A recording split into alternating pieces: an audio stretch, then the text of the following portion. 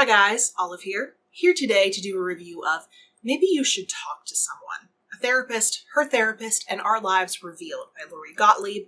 This book was published in 2019 by Houghton Mifflin Harcourts, and the hardcover comes in at 432 pages. Although the title and cover of this book may initially lead you to believe that this is a self-help book, this is actually a memoir written by therapist Lori Gottlieb, in which she chronicles a particularly difficult period of her life both personally and professionally. She had been seeing a man very seriously for an extended period of time, until one day, he abruptly broke up with her, considering this was the person she had intended to spend the rest of her life with, and how this split seemed to come out of nowhere. She was not doing well for a really long time.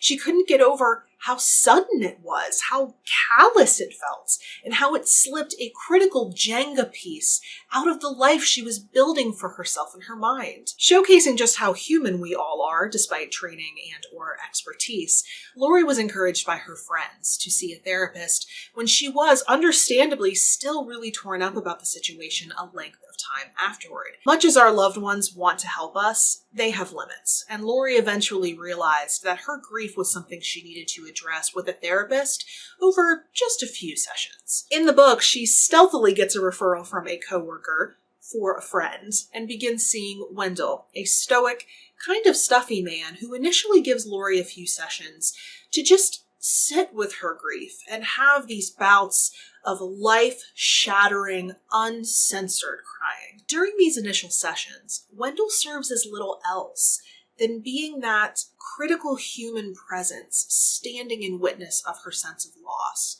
and being available to listen should she need that. But once Lori moves on from this stage, her therapist drops a ball on her. He thinks she's grieving something much more complex than the loss of a boyfriend. Like all of us who are far too close to ourselves to be able to see anything clearly, Gottlieb is indignant and thinks he must be smoking something. Or maybe he's just plain stupid. Did he not hear her when she said that she wants a few emergency sessions to get through her breakup? Who is he to tell her what she's grieving? As the sessions continue and Wendell gets to know Lori better, so do we. She takes us backward in time to the beginning of her career as a writer in Hollywood, when eventually working on a medical drama compels her to go to medical school herself. But after still feeling dissatisfied with her inability to help people one-on-one, she decides to work to become a therapist. Here she could exist in the middle of her two great loves, storytelling and service. Because what does a person do when they see a therapist? Tells them the story of their life. And what do we have to rely on to get the real image of a situation? The credibility of the storyteller. We see through Lori's own patients, a few of whom we get to know quite well, that they're not always the best people to objectively tell their own stories, but they're who we've got to tell it. One of the best things about this book is that it mimics the therapy experience, therefore giving you an image of what it might be like before you ever sit down across from a professional. There is the triggering event, Lori's breakup in this case, then seeking out a therapist, the human sweater vest Wendell. As we're hearing about Lori's life, we have to assume that Wendell is too. But we get a substantial portion into this book before it's revealed that there are several serious stressors in Lori's life that we never knew about until now. Did Wendell know? Is this why he suspected that Lori's grief ran deeper than advertised? Why didn't Lori say anything about this until now? But she frames this in the context that people lie to their therapists a lot, or just intentionally withhold information. And because in this book, we're seeing Lori Gottlieb as both therapist and therapy seeker, we see how frustrating and challenging it is for the therapist to not have all the information when they're just trying to help their patients. But we can also see this from the point of view of the therapy seeker. They might not be ready to put these issues out into the harsh light of day to put them under scrutiny. The dual nature of the author in this book gives the entire experience a steel skeleton. We can see and empathize with both sides, strengthening our muscles as readers. If you're looking for a point to this book, as I saw some reviewers complaining about, you're going to waste your time looking for a concrete one here. Like most memoirs, the magic of this book is in the journey rather than the conclusion. And in fact, the book ends very shortly after her sessions with Wendell do. There are no fireworks in this book. There's no, well, this guy dumped me, but I went on to find someone way better type of happily ever after. So what's the point of this book? Why does it need one?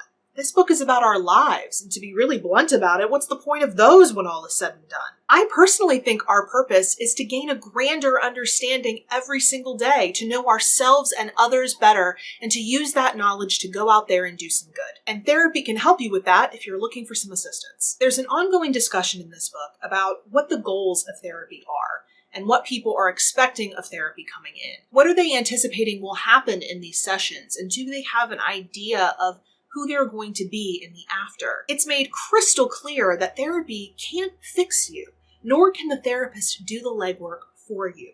You won't walk out the door an entirely different, problem-free person. But I think that maybe in this book's unconscious mind, that it's giving us a hint at what life can be with some help and self-reflection. We can know ourselves better and understand the undercurrents of our behavior. That understanding will never fix everything.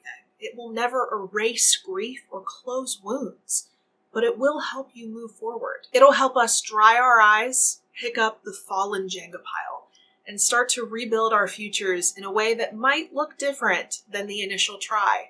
But with any luck, it'll still stand upright. I end up saying this at the end of all of my gushy reviews, and it's always blatantly obvious by this point, but I think this book is amazing. It's moving, poignant, and so human in its vulnerability. It's one of those life-changing works of nonfiction, but it's life-changing in the way that therapy is life-changing, by changing your thinking. Gottlieb says in the book that it's a telltale sign that a patient is at the end of their therapy journey if they start to hear the therapist's voice in their head, and not in the unhealthy way, but in the way that they're starting to anticipate what the therapist will say about a particular behavior or a situation that the patient finds themselves in. So the patient has gained an outward perspective on their own life. They have changed their way of thinking. I argue that this book has at least a portion of that power, that it has that ability to flip the mirror image of our lives back at us and helps us see things better by first seeing them clearly. I'll certainly be hearing Lori Gottlieb's wisdom echoing in my brain for a long time to come. So those were my thoughts on this great work of nonfiction. I would love to hear from you if you've read this book, if you've heard about it, or if you'd now like to read it after hearing me talk about it.